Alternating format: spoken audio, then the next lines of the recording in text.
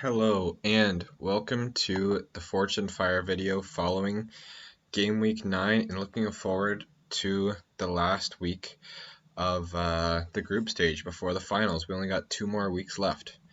And unfortunately, been kind of dreading doing this week's video, which is why it's coming a little late. It's probably a week that was probably a little too much and put me off of a chance to get first place. After being in fourth coming into the week, it was not a good week.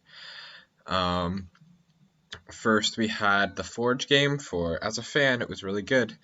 Forge win that game 2-0, but despite having three decent midfielders in my team, Captain Sabak didn't even start. He played a little bit at the end, which I would have rather him not, because then I at least would have got Becker's points, which would have been another 2 points. But yeah, that was a real shot to the heart there that messed me up. Garcia Garcia would have been a better captain pick for sure, playing against Cavalry. Pacific players, they've kind of just been cover right now. They've been playing horrible, but I've just been worried if Bustos went off against another team. And same kind of thing with Blasco assisting him. He had to have some variety, but they haven't been good.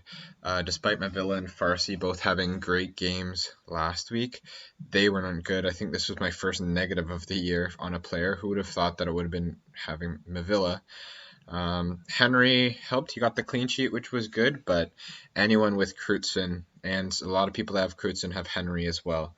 And Crutzen with a penalty kick, of course, because Sabak's not on. They give it to Crutzen, of course, because for some reason he's been taking free kicks and penalties. I mean, it was a great penalty. No, it makes sense, but it's just frustrating from a fantasy manager point of view that didn't have him.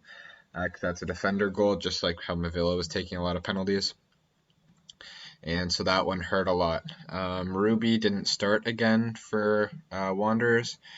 I thought that was going to be a nice little value, cheap option, that a defender that will play for a good defensive team, but that didn't happen, so we just picked up the 1 point. Like I said, Garcia did score, but a lot of people have him, and literally the rest of the team didn't do much. I finished with 28 points. That's a new low, and it pushed me back almost 20 ranks, and I think I'm about 20 points off of the top two. The Careless didn't even play, which was frustrating. Picked him up, think he was a good defensive attacking option.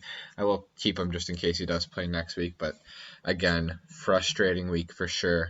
Results were Forge 2, Pacific nothing. Pacific is now out. They will still obviously have a game against Halifax, but they will not be making the finals, and we're going to have Cavalry and Halifax, which ended 2-1 in favor of Halifax. Big early red card for Wheeldon, had Cavalry behind the 8 ball, and 2 penalties were the goals for Halifax, and Cordova scored his first goal for Cavalry later in the game.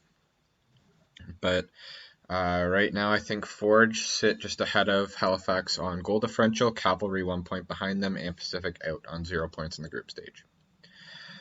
But yeah, it was not an exciting week for me at all, unfortunately. We'll just go right ahead to the next team because I'm just looking forward to this week. I don't even want to think about last week anymore. Looking at the transfers, I was trying to hold off and try to have differentials, but I can't not have Crutzen in my team. He plays every game. He gets attacking returns. He gets clean sheets. I think it's just too important to not have in my team, as well as Morelli because he's cheaper. I just wish I picked him up when he was 20k, and that was a mistake. Now he's 40k that I had to pick him up for. So live and learn. This will be a lesson for me and hopefully a lesson for others. If when a guy's hot, buy him if he's cheap right away. That's not really someone I should have chosen to not have for a differential when he's that cheap. That could have helped me strengthen my squad in other places. But yeah, he's coming in now, and the problem is the players that you have to have in your team right now are ones that a lot of people have, and it's going to be hard to climb the rankings with them. You just got to hope that your other people are just copying bits and pieces. So yes, a lot of people have Crutzen, but maybe I'm going to make up points on there, and maybe some different people have Morelli, but maybe if I'm getting points from both of them, I can slowly climb the rankings based on some people might not have both sets of those players, but a lot of people own each one.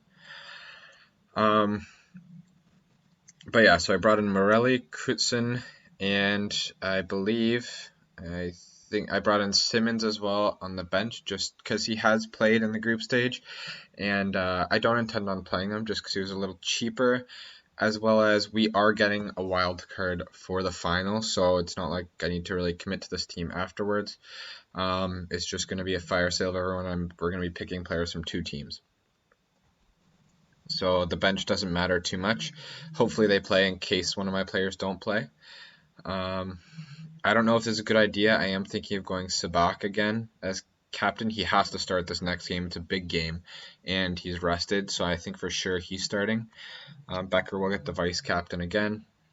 Actually, geez, I'm really thinking of making Garcia captain, actually, now that I think of it. Playing against a Pacific team, I'm actually going to make that call right now. Garcia for captain, Sabak for vice captain. All right, so you saw that happen live right there. I'm going to save team. And that's just because Garcia's been on fire and they're facing a Pacific team that does not have much to play for. I just got to go back to my team now that I said that. And yeah, and hopefully Morelli's going to be assisting him or vice versa. I hope it could, and watch, just because I made Garcia captain, Morelli's going to get all the goals, which would be okay. Just you got to pick, those captain picks are huge right now. I'm going to keep Brown forward. As a fan, I hope he doesn't do well at all. But those are going to be cover, and Forge and Cavalry games are very tight. They've played a 0-0 game before, I believe. Maybe that was 1-1. Anyway,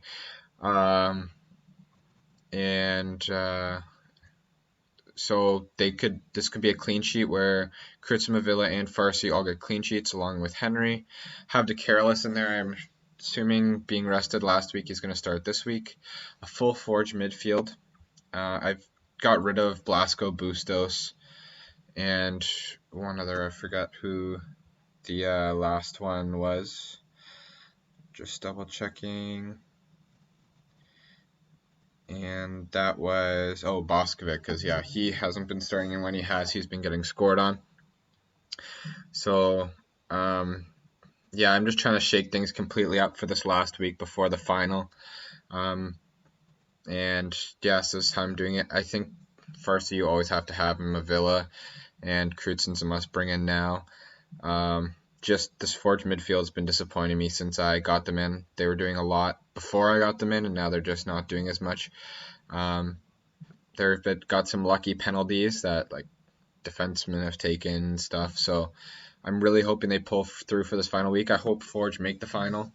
That'll be exciting for me as a fan, and that hopefully means that I get some points fantasy-wise. It'll mean that my Cavalry players here don't do well, but you got to go with the team you support before your fantasy team, as far as I'm concerned as a sports fan. So that's what I'm hoping for. I'm thinking that the Wanderers will blow Pacific out of the water. So that's why I'm just literally going without Pacific players. So it'll really come back to bite me if Bustos has a big game, or Blasco, or someone like that.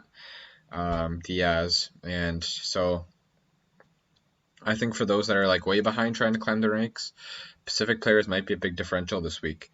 If they can pull off something big and surprise people, especially Wanderers fans that have a lot of players like Garcia, Morelli, Rampersand, stuff like that, that could be a big week for you. But I think the highlight will be the three teams that are fighting for the 2 spots in Cavalry, Forge, and Halifax. So we'll see what happens there. But this is going to be my team lining up. And yes, and then you got to get prepared for the second wild card. The big week there, big decisions. I think I'll try to do another video like I did for the last wild card, and have a little video on my tactics going into that.